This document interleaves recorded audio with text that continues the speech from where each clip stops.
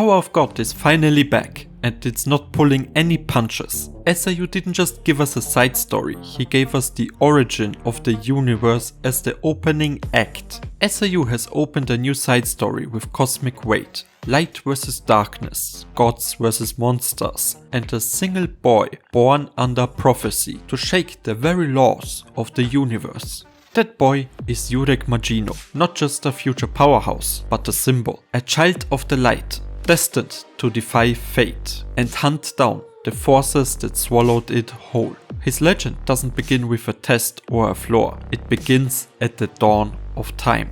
But let's start at the beginning.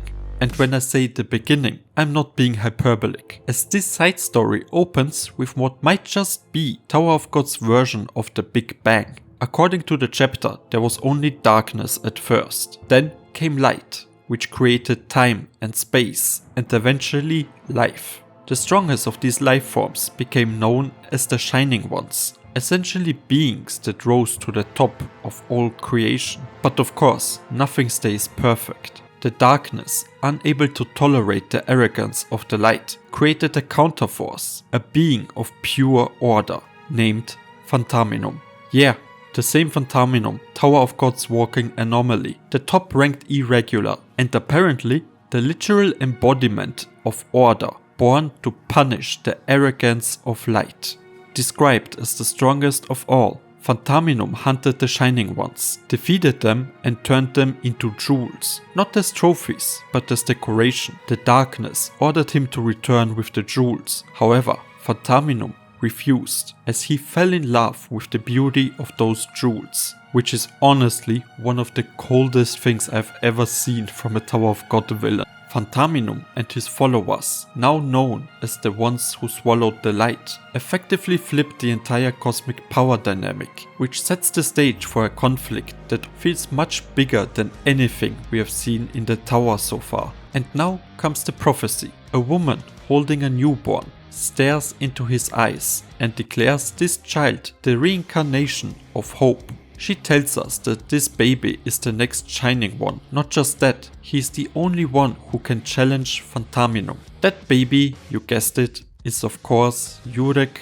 Mazino. And that's a big piece of information. Up until now, Urek's origins have been kept vague, but now we know he wasn't just strong, he was born with a purpose, to confront one of the most powerful entities in existence. Fast forward a few years, or centuries. Urek enters the tower, not to climb, but because he seems to be chasing Phantaminum and took a wrong turn somewhere along the way. He meets Hedon, who welcomes him to the tower like usual, but internally, Hedon's clearly shaken. He says Urek is someone who never should have entered the tower. Urek immediately asks if Phantaminum is at the top of the tower, and while Hedon doesn't give a clear answer, he leaves him with the promise that anything can be found at the top, which, if we know anything about Urek, is all the motivation he needs.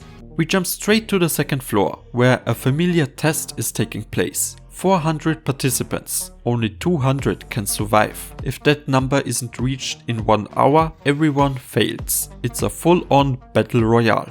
We see Urek sleeping in a field, and while this battle royale is announced, the only thing that Urek thinks is that he smells salt, which my first thought was that Urek might smell the Shinsu in the tower, but at the same time I feel like Urek smelling salt must have some deeper meaning or purpose, but at the moment I can't figure it out. Anyway, as the survival game begins, we focus in on a boy running for his life, and this is where I noticed something. The cap the boy is wearing, it looks suspiciously like the one Urek wears in the present day.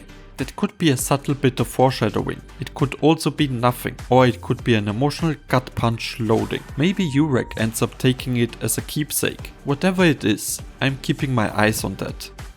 Anyway, as the boy was running for his life, he was saved by a new character, Lopobia Evelyn. She's sharp, calculating, and immediately tells the boy she only saved him because she wants more weaklings to pass. Her logic? Future tests will be easier to clear if her competition is weaker, and I like that. It's simple, smart, and makes her stand out instantly. Then, bam! Enter a princess of Jahad, unnamed, mysterious, and absolutely terrifying. Evelyn takes one look and tells the boy to duck, and she's right to do so, because the princess casually chucks her weapon and obliterates several contestants like it's nothing. This is the kind of entrance I like. She doesn't waste time and gets straight to the task at hand. We then see a group of regulars trying to gang up on some poor guy sleeping in a field. But that poor guy is none other than Urek Mazino. And just when these unfortunate regulars decided to try their luck and attack the sleeping demigod, Urek wakes up and effortlessly kicks two of them away, while the third one, who, by the way, is wearing a Guns N' Roses shirt, got so spooked by Urek's strength that he fell unconscious. The princess demands he kills them to end the test, and Urek, who at first gets all bashful in front of her, goes in the opposite direction and then immediately breaks all social norms and test protocols by doing something no sane regular would ever even dare to consider. He calls out the supervising test administrator, as in the ranker, the one running the entire exam, while Urek is technically just a participant. Urek looks straight at the sky and yells, "Hey you, come down here. I will catch you and this foolish test will end." Because, as we are quickly reminded of, Urek's whole vibe is, if I see a wall, I don't climb it, I punch through it.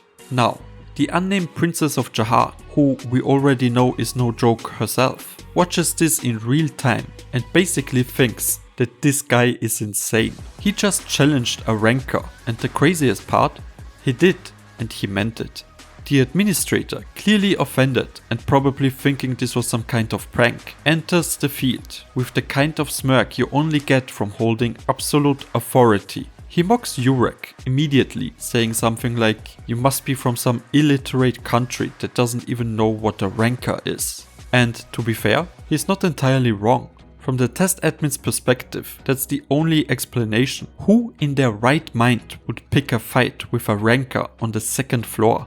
But Urek doesn't flinch, he doesn't hesitate. Instead, he sizes the guy up, gives him the blankest stare imaginable, and pretty much says that all he sees is a kid. And that's another thing that stands out to me. Urek usually calls people babies. That's his go-to phrase. So the fact that he calls this guy a kid instead tells us a lot, because this Urek is younger, less experienced, and he hasn't even scratched the surface of his own potential yet. And yet, even now, in this early version of himself, Urek already sees rankers as beneath him, not worth his time. And I kind of feel bad for this test administrator, who doesn't know it yet. But the man standing in front of him is someone who will one day be talked about in the same breath as Jahar and the 10 great family heads. And it all starts here, with Urek challenging the very idea of a limit inside the tower.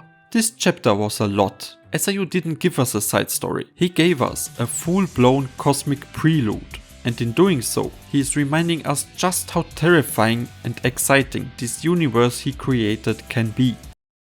After an explosive premiere, the second chapter of the Urek Mazino spin-off doesn't just keep the pace, it doubles down on the tension and intrigue, all while giving us little subtle hints here and there that might have just revealed the cruel fate of one of the newly introduced characters. But I don't want to get ahead of myself, so let's start at the beginning of the chapter. This chapter picks up right where we left off, with Urek squaring up against the test administrator of the Battle Royale game, who we now know is a ranker named Dungeon. He's smug, he's loud, and he kicks this chapter off by erupting into laughter after Urek's challenge from the last chapter, and the intensity of his amusement is so overwhelming that even the Shinzo around him begins to vibrate. Dungeon gets up in Urek's face, lays a hand on his shoulder and asks him one question. "Are you insane?" He tells Urek that there are rules in the tower, rules that protect regulars from rankers like him. But there's an exception. Test admins. They are allowed to discipline regulars if they disrupt the testing process. In that capacity, they can punish them as they see fit. Dungeon is essentially saying that he is well within his rights to break Urek in half. And Urek? He's not having any of it. He calmly grabs Dungeon's wrist and tells him, like the badass he is, "You will need to be on a certain level if you want to threaten me. But before things can spiral into all-out carnage, an announcement cuts through the tension. 200 regulars remain, which means the death quota has been met and the test is over. Dungeon backs off, not because he wants to, but because the structure of the tower demands it. He warns Urek not to get cocky, because the tower is filled with monsters far worse than he can imagine. But Urek, being Urek, just pokes the bear again, saying he could have taken him down in seconds.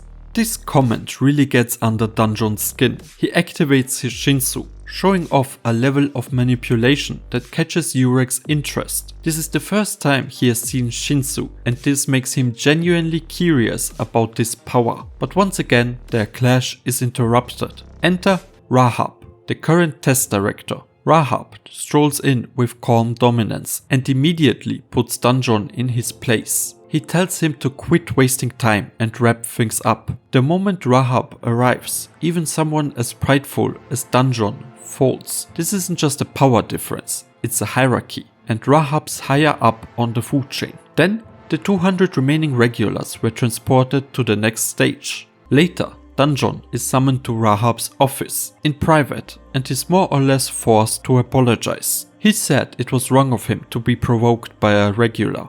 Rahab calmly and yet terrifyingly asks him if Dungeon does not respect him, and that's all it takes. Dungeon crumbles. He's scared. He was told rumors about how terrifying Rahab can be. He tries to salvage the moment with compliments, admitting that he terrifies him, and Rahab, in a moment that sets the tone, says that if something like this were to happen again, he has to make sure to crush the regular, but Dungeon should not expect him to cover it up afterwards. Meanwhile, the surviving regulars, including Urek and the guy with the Guns N' Roses shirt from the last chapter, are transported to the next testing area. They are welcomed by Gisli, a new test administrator with a sharp tongue and zero illusions about human nature. She explains that in order to survive the climb, they need two skills: cooperation and separation. So from here on out, they will need to work in a team of 3. But she tells them to make sure that they should only get close enough to betray each other later on.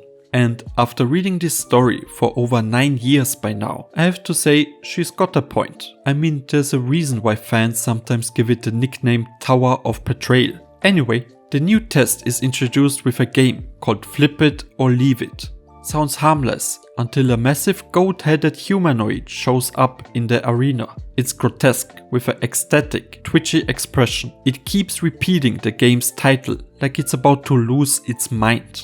Flip it, ah, leave it, ah. That was stupid.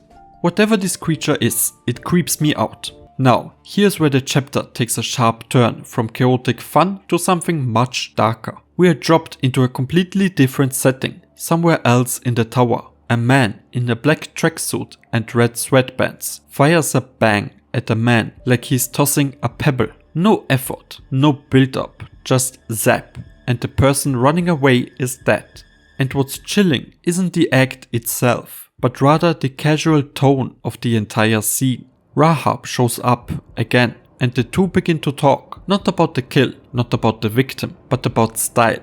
Rahab critiques the man's approach as lazy, like he is disappointed in the lack of finesse. This isn't a battle, it's banter. Killing people here is just something to do. It's not emotional, it's not even functional. It's just a way to pass the time. And then between this spooky casual violence, they start discussing the new batch of regulars. The man in the tracksuit asks how they are doing. Rahab doesn't hesitate and simply says they are nothing special. This short conversation does a lot of the heavy lifting.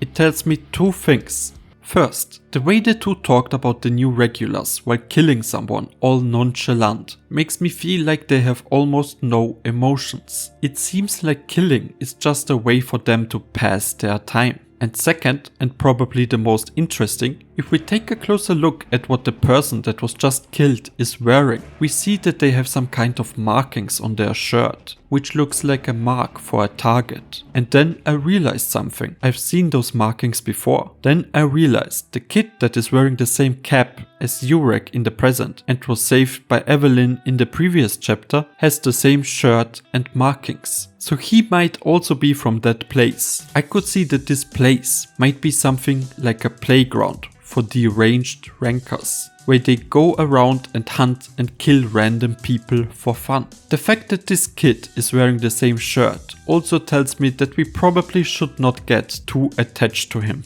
It's subtle visual storytelling, but incredibly effective. No exposition, just one scene, one kill, and the symbol that appears on someone we have already met. That's Tower of God at its best, letting you draw your own horrifying conclusions. We are officially 3 chapters deep into the Urek Mazino side story, and I just have to ask, what exactly is the plan here?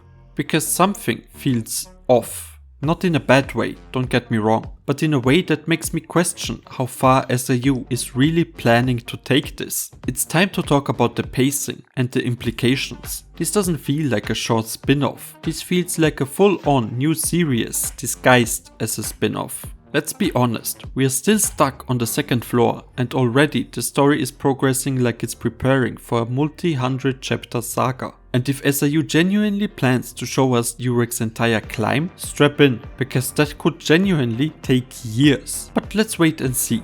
And for now, let's dive into the meat of this chapter, because things just keep escalating. The chapter opens with Gisli explaining the deceptively innocent game, flip it or leave it. At first, it is explained as a basic team selection mechanic. However, this floor's version has a goat in it, or at least a goat-looking beast. And if you're thinking, oh, that's cute, let me stop you right there. This goat is grotesque. In order to pass the first round of this twisted little game, the regulars had to mirror the goat's hand positions. Simple on paper, right? If the goat raises its right hand as a paw, that's a turn. If its left hand shows the back, that's a flip. All the regulars had to do was replicate the exact combination, both hands in perfect sync. But there's a cruel twist here. This wasn't just a game of reaction, it was a game of speed, tactic and trust. Gisli, the ranker running this chaotic game, smiles and says, "Seeing is believing," and with that the first round starts. But that smile just hides how utterly punishing that game really is. Because the goat's movements were so blindingly fast, it might as well have been teleporting its limbs. The regulars barely even saw what happened, let alone had time to match it. And the result? Out of 200 regulars, only 24 managed to keep up. That's an 88% failure rate on the very first round. Those 24 were the only ones fast enough, calm enough, or maybe just lucky enough to match the goat's movements. But here's where the real mind games begin. Those 24 lucky souls didn't just get to pick teammates. No. Instead, they earned something far more dangerous. The right to initiate a challenge.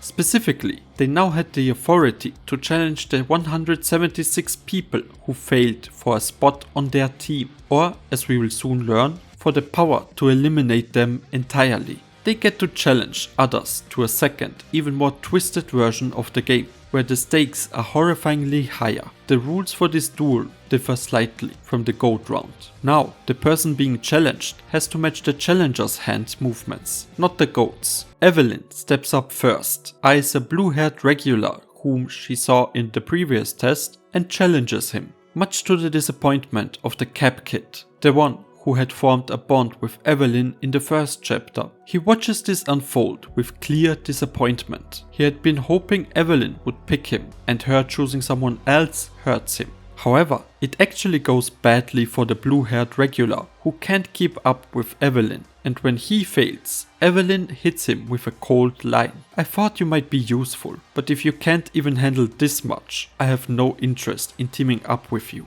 Then Gisli drops another bombshell, one that tilts the entire game again. Failure doesn't just mean rejection, it means sacrifice. That's right, if you are challenged and you lose, you can't just try again. You are offered up to the goat as a snack. On the other hand, if you are challenged and you succeed, you get to choose whether you want to become teammates with the person that challenged you, or you can offer that person as a sacrifice instead.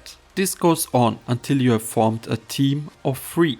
Suddenly, every choice in this test becomes a potential death sentence. The true game isn't just flip it or leave it. It's who you trust, who you fear, and who you are willing to betray before they betray you. And it's just getting started. Among the chaos, Urek stands with confidence. He challenges the regular wearing a Guns N' Roses shirt. There's hesitation in the man's eyes. He knows exactly who Urek is, or rather, he knows what kind of monster he's dealing with. And the thought of having to match Urek's speed, even in a simple hand game, terrifies him. But Urek doesn't threaten him. He just tells him one thing: a man should always face forward. It's a simple line from Urek that makes him both intimidating and magnetic. What he's really saying here is, don't overthink this, trust me. And despite the fear, the Guns N' Roses guy listens. He takes a breath and shows the palm of his hands as Urek does the same,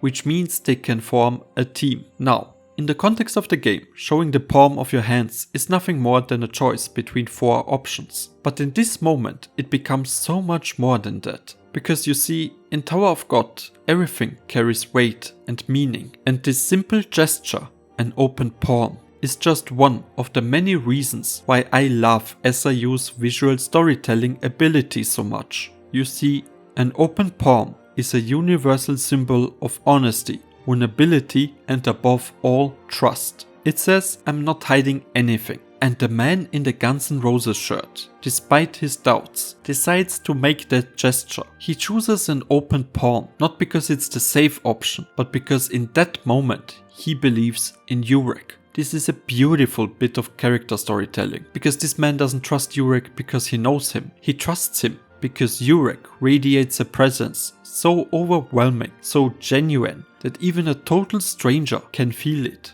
They form a team, not out of fear or desperation or calculation, but out of mutual trust, forged in a split-second decision that could have easily gone the other way. And those are the quiet, beautiful moments that are often overlooked or underappreciated in the series. Just like that, they become a team. But that moment of calm doesn't last long, because now that Urek has passed the initial goat phase, he has to go into a new match. A new round of flip it or leave it begins. And this time, Urek loses on purpose. Why? On the surface, this makes no sense. Urek could crush anyone here in a game of speed, but he chooses to lose. The reason isn't spelled out explicitly, but it seems strategic. By losing, Urek avoids having to challenge someone else again and risk triggering the sacrifice clause during the team selection phase. Perhaps he's trying to avoid unnecessary conflict, or maybe he's just trying to avoid painting a bigger target on his back. But if that was the plan, it fails magnificently.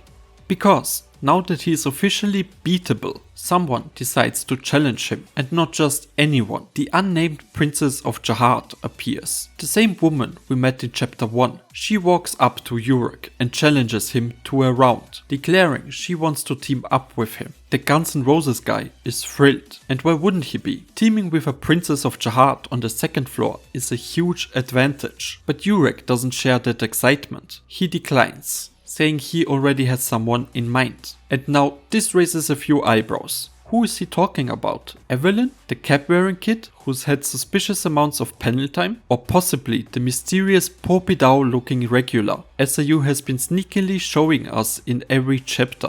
Regardless, the princess isn't backing down. She challenges Urek to a duel. They play, and despite both moving at god tier speed, Urek wins. His hand position matches hers. And here's where SIU drops a nuke. Urek announces that he doesn't want to team up with her. He offers her up as a sacrifice. That's a Jahad princess folks eliminated on the second floor.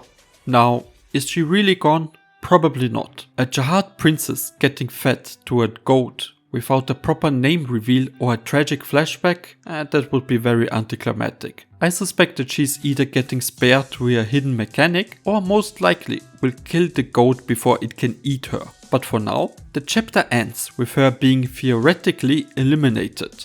This chapter review was a bit longer, tenser, and way darker than I expected. The goofy setup of flip it or leave it morphed into something ruthless, exposing how SIU can make any test mechanic into a life or death mental game. If this is the pacing we're sticking with, we're not getting off the second floor for a while, but honestly, I'm kinda here for it.